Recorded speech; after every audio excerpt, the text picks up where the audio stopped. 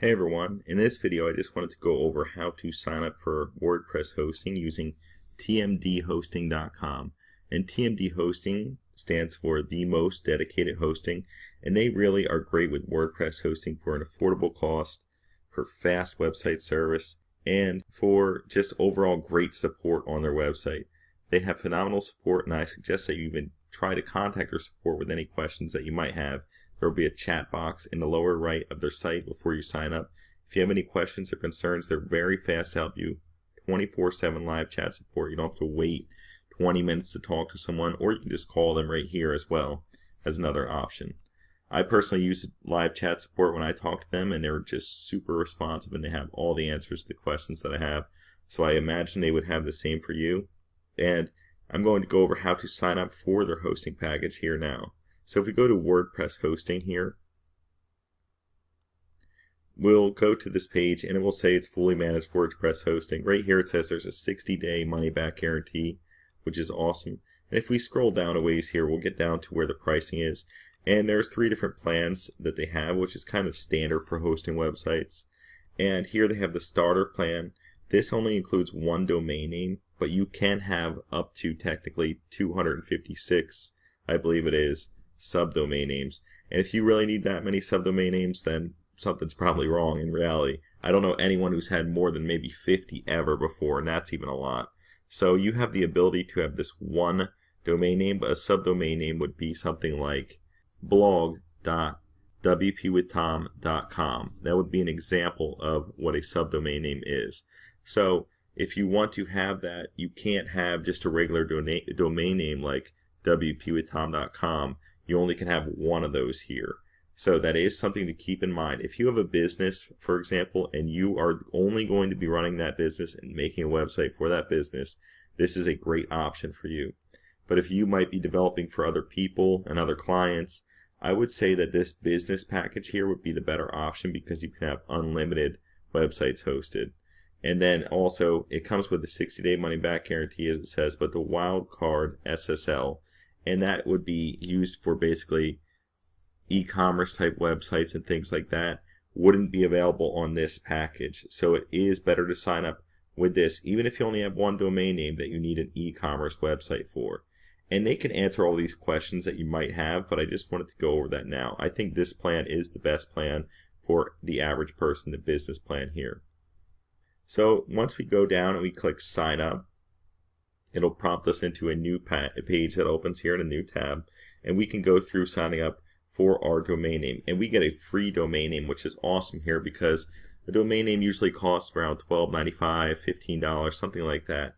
So here we can just sign up for one for free, and you can choose whatever domain name you would like. And then once you're happy with it, you'll hit this proceed button here. I believe if you hit enter, it doesn't go to the next page. You actually have to hit proceed. So now we're at the next page, and in this part I'm just going to fill out this information, and it's my own personal information, so I'm going to blur it out real quickly and pause the video while I do that. And after you're happy with your information being in there, you can go down to the payment information section here, and in this payment information area you can pay with your credit card or pay with PayPal if you'd like. And here you're going to want to input your card information, but actually before you do that, I would actually go to where it says the plans here, and I would make sure you choose this first. I would recommend that you do not include the privacy for your domain privacy option here. It's $10 a year, and I really don't think it's necessary. How many times do people look up other people's domain names to see who owns them? I don't think it's very often, and I honestly don't care if someone knows that I own that domain name. The only people that are trying to hide things, I feel like, are really big corporations who don't want their information out, or maybe something like somebody doing something illegal, really, which I hope you're not doing anyway. So let's just leave this unchecked in this case, and I would recommend unchecking that as well. You don't really need any of these options, and you can learn how to implement them going forward here. For this part right here, this is important though. You want to choose the data center nearest you. So I live in the USA, so I am going to use this one, the Chicago, USA one. But if you live in other parts of the world, say London or Tokyo, you may want to choose that instead because it will increase your website speed or improve it compared to just having it as Chicago here. Right here is the payment period, and this is also very important because it said the plans can be $585 a month, but if you do 1 month, it will be $985. If you do 12-month plan, it will be $685 per month. And you can easily upgrade this at any time. It's totally optional. If you wanted to just test the water, something you could really do is sign up with a 1-month plan here, and then you can actually use a coupon code that I'm going to give you. It's called WP with Tom. And then if you apply it, the total will go down 5%. You get 5% off. I believe that's the biggest discount that anyone has at this time. And I'm giving that to you to try to help you get set up for a little bit less. So it would be $936 it comes out to in this case, just to get started with your domain name of your choice. So that's a great option for people to start for very cheap. And then if they're happy with it, they can simply just contact the support here and then upgrade to a plan that's less costly per month if that's what you want to do, and commit to a year or 2 years. And that's kind of how I would recommend you go about it. But it's totally up to you because you do have this 60-day money-back guarantee and you can take advantage of that. But I really think you'll be happy with this hosting plan, and I wouldn't be recommending it if I didn't think so. So after you're happy with that, we're going to fill out this information up here, and I'm going to just skip past this, and I'll do that in a second off camera. And then after that, you'll go to where it says I agree to the terms of service, and you can read them here, and then you'll click checkout. I'm going to pause the video and get to the next step in the process after I do that. Alrighty, so I just put in my information above. For my payment information, I'm going to agree to the terms of service, and I'm just going to click checkout for my 1 year here of the WordPress hosting.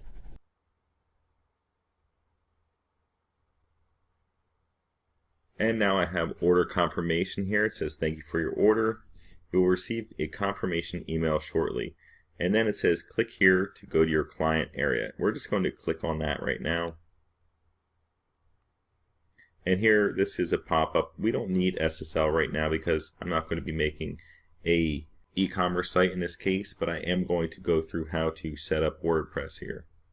So now on this page, we'll just want to scroll down here and we'll see where it says cPanel Login. We'll want to choose the name or the domain name that we just set up, and we'll just click Login here. And now we're going to be logged into our control panel. And to install WordPress on this, we need to use a program called Softaculous. And Softaculous is basically just a way to install apps. And we're going to go into Softaculous and then go to WordPress right here and click on that. And on this page, we can just go and simply click Install Now for this WordPress install. And we want to choose we want to have this information remain the same for these first two, and then right here you want to delete this WP right here because we don't want our directory to be going to that WP. We want it to just be blank. So next we can go down to our site settings, and you can change this if you like. We can change this at any time within the WordPress dashboard, but to get started you can just leave it as is, or you can change it to whatever your site name and description is. I wouldn't worry too much about this for right now, and I'm actually going to leave it as is because I can change it later very easily. For your username, I never choose the admin as my username because it's a lot less secure, and I'm going to actually just write my own name, Tom Johnson, and I will make a password. You can have it generate one for you, or you can make your own. I'm just going to go and make my own password here.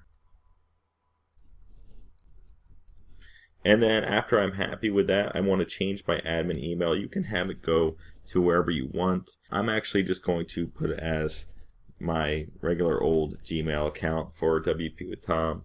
And now you can go and choose a limit login attempts like Loginizer, this kind of plugin. We can go into other security plugins. Last I checked, Loginizer wasn't even updated for like 7 months or something, so I'm not about to install that. And I can go over different ones that we can install going forward here. And next, we can just go and click Install down here at the bottom, and it will go through the installation process right here above. And now it says congratulations, the software was installed, and we can actually go and access the site using this link is our sign-in link right here. So you're going to have your domain name, .com or .net, whatever, .org, and then it will say w/wp-admin, and that will be how you log into your site every time. So I'm just going to click on this link right here, and it actually doesn't take us to the login screen, but if you wanted to go to the login screen, you could actually type this in after you log out of your account. You could go log out and then type this in.